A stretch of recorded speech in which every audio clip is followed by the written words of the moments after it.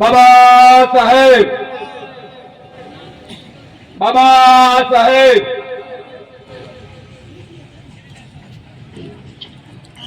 આજે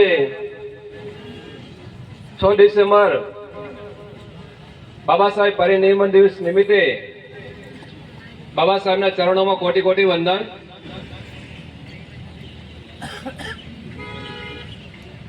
આજના પ્રસંગે ઉપસ્થિત તમામ સમાજના મિત્રો, આગેવાનો, વડીલો તેમજ યુવા પેઢીઓ, આજના દિવસે આપણા સમાજનો અનમોલ રત્ન બાબા સાહેબ આંબેડકર આપણી વચ્ચેથી વિદાય લીધી હતી.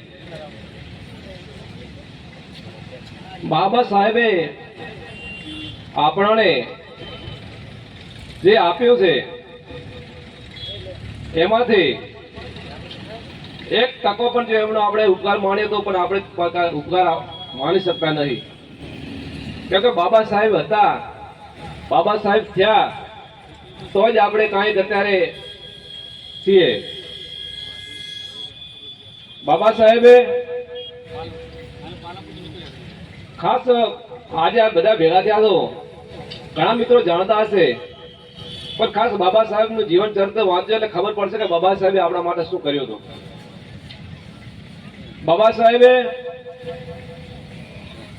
સાયમન કમિશન હોય, ગોલમેલ પરિષદ હોય, પુના એક્ટ હોય, આવા એવા અનેક વાત છે કે જેના થકી આપણાને આજે કઈ કરી રહ્યા છીએ. બાબા સાહેબે આપણને કીધું તો ચેતવ્યા હતા કે આવનારા સમયની અંદર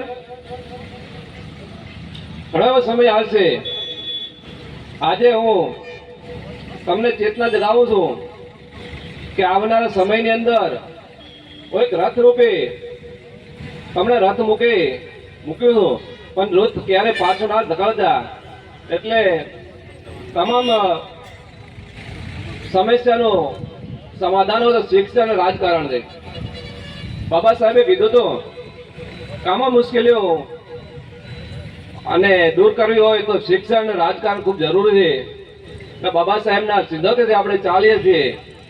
અત્યારે તમે જુઓ છો બાબા સાહેબે શિક્ષણ રૂપે રથ જે સંસદમાં ઘુસાડી દીધો, પણ અત્યારે શાસનમાં બેઠેલી ભ્રષ્ટ સરકાર તમે જોઈ રહ્યા છો આ રથને પાછળ મૂકવા માટે, પાછળ ખેંચવા માટે એમનામાં થાય એટલી મહેનત કરી રહ્યા છે.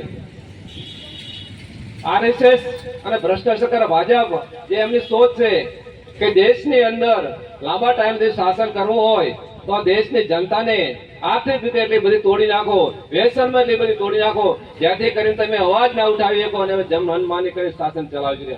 આ એમની ભ્રષ્ટ શાસનને બાબા સાહેબના વંશજો તો ક્યારે સહન કરે?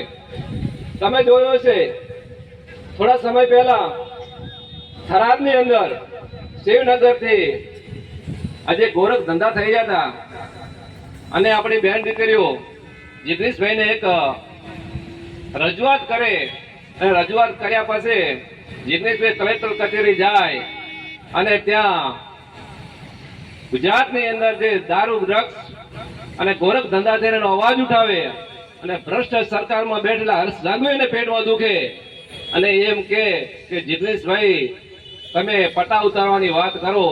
પટ્ટા તો ઉતરવાની વાત નહીં ભાઈ, ભારતના બંધારણની અંદર જોગવાઈ છે જે ખરાબ કરશે એના હાથ વિના પટ્ટા ઉતરે, એક મહિને નહીં હાથ વિના ઉતરે.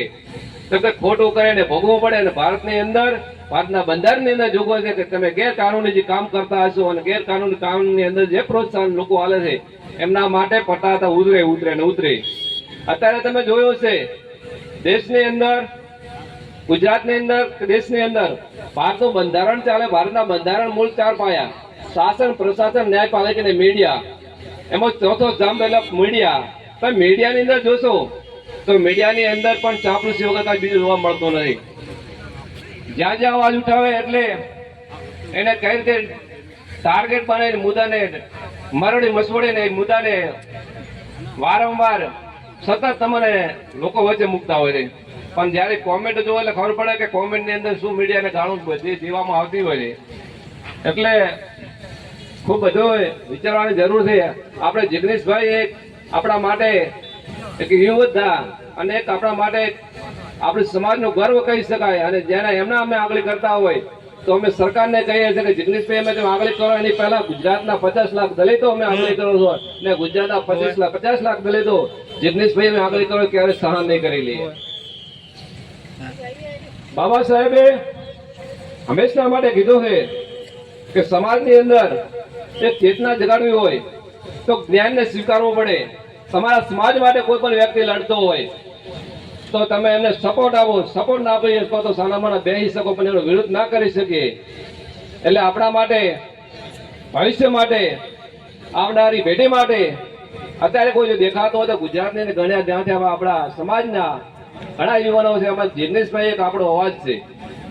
અને જિગ્નેશભાઈને જો કોઈ ટાર્ગેટ બનાવી અને જિગ્નેશભાઈના વિરુદ્ધમાં કોઈ સ્ટેટમેન્ટ આપતા હોય તો એમને પણ ચેતી જવાની જરૂર છે.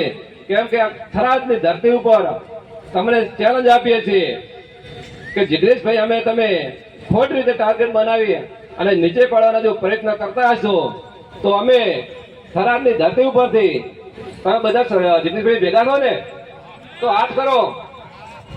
આ ભ્રષ્ટાચાર કરે અમે કહેવા માંગીએ છીએ કે જિગ્નેશભાઈને જો તમે ટાર્ગેટ બનાવી અને જો તમે કોઈ પણ પ્રશ્નને જો ઉજાગર કરતા હોય તો થરાદની ધરતી પરથી અમે તમને કહીએ છીએ કે આ તો ખાલી ચિંગારી છે. બાકી આવનારા સમયની અંદર ગુજરાતની અંદર જ્યાં સુધી દારૂ ડ્રગ્સ મુક્ત નહીં બને ત્યાં સુધી આ યુવાધન દલિત સમાજના 50 લાખ યુવાનો જે છે છેલ્લા શ્વાસ સુધી લડી લેવાના મૂડમાં છે. એટલે જ્યાં સુધી તમને દેશ ભાષામાં સમજાય ત્યાં સુધી તમે કહીએ ગુજરાતની અંદર વહેલા ધોરણે દારૂ ડ્રગ્સ બંધ થાય અને સમાજનો ગુજરાતનો તમામ સમાજનું નેતૃત્વ સારું બને અને દેશની અંદર ગુજરાત સમૃદ્ધ ગુજરાત બને એ સપના સાથે ગરીબ સરકારને મેં કહે છે કે તમારા ગોરખ ધંધા બંધ કરી અને નીતિને જે લોકો લડે છે એને પ્રોત્સાહન આપી અને ગુજરાતની અંદર વહેલા ધોરણે બિન અધિકૃત પ્રવૃત્તિ બને છે એને બંધ કરવા માટે અમે તમને પાછું રિક્વેસ્ટ કરીએ છીએ કે તમે ધારો તો 24 કલાક ના લાગે. 24 કલાકની અંદર ગુજરાતની અંદર કોઈ વિસ્તાર ના હોય કે જ્યાં આ વસ્તુ બની શકે. પણ તમારે આ વસ્તુ કરવી પડશે. નહીં કરો કાને પકડીને કરીએ ખર્ચા. કેમ કે જે ચિંગારી છે જવા છે ક્યારે દબાવવાનો નથી. કારણ કે જિગ્નેશભાઈ ભેગા એક જિગ્નેશભાઈ નથી. જિગ્નેશભાઈ ભેગા ગુજરાતના 50 લાખ દલિતો છે.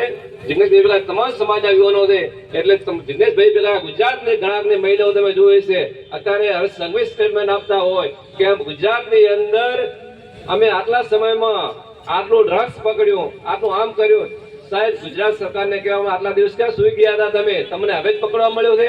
એટલે તમારી જે મિલી ભગત છે મિલી ભગત બંધ કરી અને ગુજરાતને સમૃદ્ધ બને એના માટે તમે નક્કર પગલા લઈ અને આગળની કાર્યવાહી કરશો એવી આશા રાખો છો. અને આમાં તમે નિષ્ફળ થશો તો થરાદની ધરતી ઉપરથી જે અવાજ નીકળ્યો હતો તમે જોયો છે એ અવાજ ક્યારે દબાવવાનો નથી. અને આવનારા સમયમાં જિગ્નેશભાઈ સાથે ગુજરાતની તમામ દલિત સમાજ સાથે રહી અને ગુજરાત ડ્રગ્સ મુક્ત બને એ અભિયાન આગળ ચાલશે. જય ભીમ, હસ્તુ, જય ભારત.